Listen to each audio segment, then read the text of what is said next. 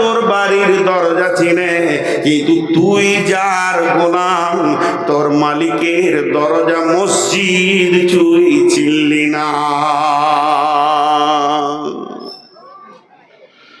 শুয়োর কুকুরও পর্যন্ত মালিকের দরজা খুঁজে বের করে লাই, আর তোকে এত বুদ্ধি দিলাম, আজান হচ্ছে তখনই বিড়িটা ধরিয়ে মসজিদের সামনে দিয়ে টানতে টানতে বেরিয়ে গেলি। রবের মনটা কেমন হয় বলেন?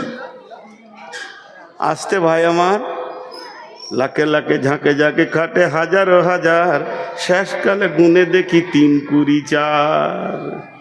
এত হই করিও না, গুনে দেখবো যে কটা টাকা মাত্র। এত টাকা গুনতে যদি হই হয়, ওকে যদি ব্যাংক ম্যানেজার করা হয় তো মনে হবে মারামারি চলছে। জি তো না, আদায় যদি করি 5 মিনিটে ছেড়ে দিয়ে চলে যাবে। আমার আদায় বিষয় নেই, পরিষ্কার কথা। বিষয়কে কেটে কিছু করব না, তাতে আমাকে কেউ নেক আর না নেক। আমি 3টে কথা গুনে বলে দিচ্ছি। আমাকে যদি কেউ মনে করেন ভালো আলেম, সে ধোঁকায় আছেন, চোখটাকে ভালো করে ছিলিয়ে আসেন গা। আমার মতো জাহেল এই পশ্চিমবঙ্গে কেউ নাই। আমার একটা লাইন কোরআন শরীফ ব্যাকরণ দিয়ে তর্জমা করার ক্ষমতা নাই। ক্লিয়ার কথা বলছি, আমি ফতোয়া দিন আলাই ফতোয়া দিতে পারি না। 1 নম্বর হলো। 2 নম্বরে হলো, আমার 2খানা ডিগ্রি আছে, এটা পশ্চিমবঙ্গে আর কেউ পেয়েছি কিনা জানি না। সেটা হচ্ছে আপামর জনসাধারণ আমাকে ভালোবাসে, এটা প্রতিদিন আমি পাই। আর আপনাদের মতো আল্লাহওয়ালাদের দোয়া আছে আমার, প্রতিদিন পাই। আর 3 নম্বর হলো, আমি আলেমদের জুতো বহনকারী, এটা আমার বড় ডিগ্রি। ভালো আলেম পেলে তার জুতো 2টা মাথায় করে নিয়ে ঘুরে আমি আনন্দিত হই যে আজকে একটা আলেমের জুতো আমার মাথায় উঠেছে। এই 3খানা ডিগ্রি নিয়ে পশ্চিমবঙ্গ, আসাম, মেঘালয়, ত্রিপুরা ঘুরছি, সেই সাথে বাংলাদেশের 64 জেলা আমাকে চেনে। সর্বোপরি শেষ কথা বলতে গিয়ে চলে আসছে মুখে, বাংলাদেশের প্রশাসন মন্ত্রী থেকে নিয়ে সকলে চেনে। যেদিন আমি ঢুকি অল বাংলাদেশ প্রচার হয়ে যায় যে নূর মোহাম্মদ ঢুকেছে। আল্লাহ ইজ্জতটা দিয়েছে, শুধু একটাই কারণ, বিষয়বস্তু ছেড়ে আমি 1 টাকা কালেকশন নিব না। তাতে আপনি যাই মনে করেন, অনেক দিয়েছে গাঁয়ের লোক। এবার গাঁয়ের লোক কিছু লেখ মাদ্রাসা থেকে, এ মাদ্রাসা এই বায়ানটা দিচ্ছে গাঁয়ের লোককে, ওদেরকে কিছু নিতে দেন। একটা জালসায় গেলাম, নাম করব না, দিনাজপুরে। 9:30 থেকে 5:30টায় মাইক চালু হয়েছে, 12টায় বন্ধ হয়েছে। ক ঘন্টা চললো? 5টায় মাইক চালু হয়েছে, 12টায় বন্ধ হয়েছে। ক ঘন্টা চললো? 7 ঘন্টা। 12টা 5টা 12টা, ক ঘন্টা? 7 ঘন্টার মধ্যে খালি 1 ঘন্টা বায়ান হয়েছে কোরআন হাদিসের। আর 6 ঘন্টা 5 টাকা দিল, আল্লাহ তাকে জান্নাতে দাও, করে ভালো বলো, এই কারি করো, এই কারি করো। আমি সুর করে আদায়ের পক্ষে, আমি সুর করে আদায়ের পক্ষে। এর জন্য কমিটির দোষ নাই, আল্লাহর কসম কমিটির দোষ নেই, সাধারণের দোষ। রিজিয়া দিয়েছে, ওর নামটা না বললে আর দিবে না, আর ওর দানটা যে কবুল হচ্ছে না বুঝতে পারছে। এখন যে ওসমান গনি 2.5 ঘন্টা খালি অমুক দিল, আপনারা কি পেলেন বলেন? তাতে যদি ওসমান গনি যে যোগ্যতাটা আছে, আমি ওকে চিনি, 4টা হাদিস বলে যদি তর্জমা করতো কিছু পেতেন। টাকা দিতে গেলে কি হই হুল্লোড় করতে হবে? জি, আজীব ব্যাপার এগুলো, কি প্রথা চলে এসেছে। হ্যাঁ, সুর করে আদায় করা যায়, আমি ওটা আবার একমত। যদি কথা কোরআন হাদিসের মতে বলতে হবে, সুর করে আদায় করলে ভালো। আমি তো সুর করে বায়ান করছি।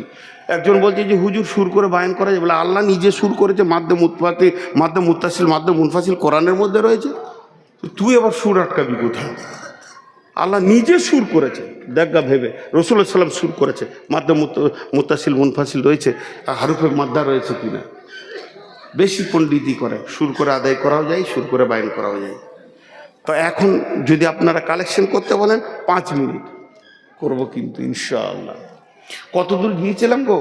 আমার পানিটা খেয়েছে নাকি আবার? বকছি আমি, পানি খেয়েছে, ও লাইলাম ওর জন্য। আহা, এরই নাম মহব্বত। বলছে আমার বইয়ের যখন সর্দি কাশি হয়, আমি তখন ওষুধ খাই। মানে ও ওষুধ খেলে যদি ভালো হয়ে যায়, খেপি এমনি কাশছে, আবার তেতো ওষুধ খাবে, কত দরদ। জি, যে কথা আমি আপনাদের সামনে এগিয়ে চলে এসেছি, টোটাল যে বক্তব্যটা আমি দিলাম এতক্ষণ পর্যন্ত, তার সারাংশ হচ্ছে মানুষ জাহান্নামে যাবে গাফলতির কারণে। জোরে বলেন, মানুষ জাহান্নামে যাবে গাফলতির কারণে। এবার একটা মজার কথা শোনাই। বিসমিল্লাহির রহমানির রহিম। ইন্নাল্লাহা গফুরুর রহিম। বন্ধুরা আমার,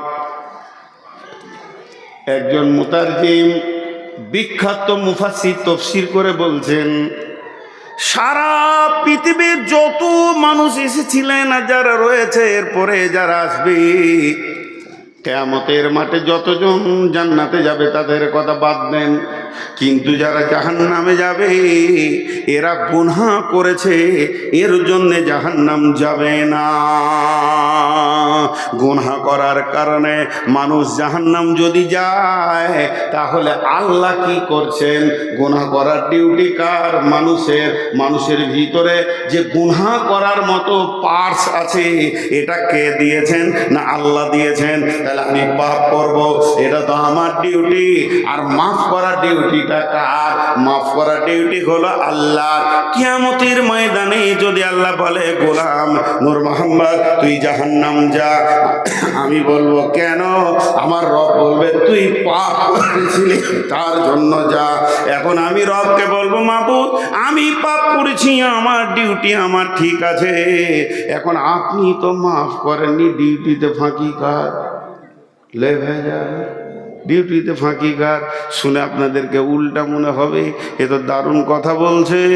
মাফ তো করার ডিউটি হলো আল্লাহ, তাহলে আল্লাহ মাফ করেনি, তাহলে ডিউটিতে ফাঁকি পাওয়া গেছে আল্লাহকে। নাউজুবিল্লাহ সুম্মা নাউজুবিল্লাহ। অতএব আমার রব কাউকে বলবে না যে গুনহার কারণে তুমি জাহান্নাম যেছো। শুনে উল্টো লাগছে না? আরে হ্যাঁ না বলে না? এতগুলো লোক হ্যাঁ না বলে না? আরে পাপ করার কারণে কোনো মানুষ জাহান্নাম যাবে না, শুনে উল্টা লাগছে না? একবারে একদম চুপ গো, একবার মুখ খুলেন, উল্টা লাগছে কি না? নারে তাকবীর! বাস এইটাই খালি জানে। আর যদি বিরেলি হয়, আহা, নবী না হয়ে দুনিয়ার, না হয়ে ফেরেশতা খোদার হয়েছে উম্মাত তোমার, তার তরে শুকর হাজার বার ইয়া নবী সালাম আলাইকা ইয়া রাসূল, সালাম আলাইকা ইয়া হাবিব, সালাম আলাইকা সালাওয়াতু আলাইহি দুলাইকা। সব দাঁড়িয়ে যাবে শিয়ালের মতো আর কি।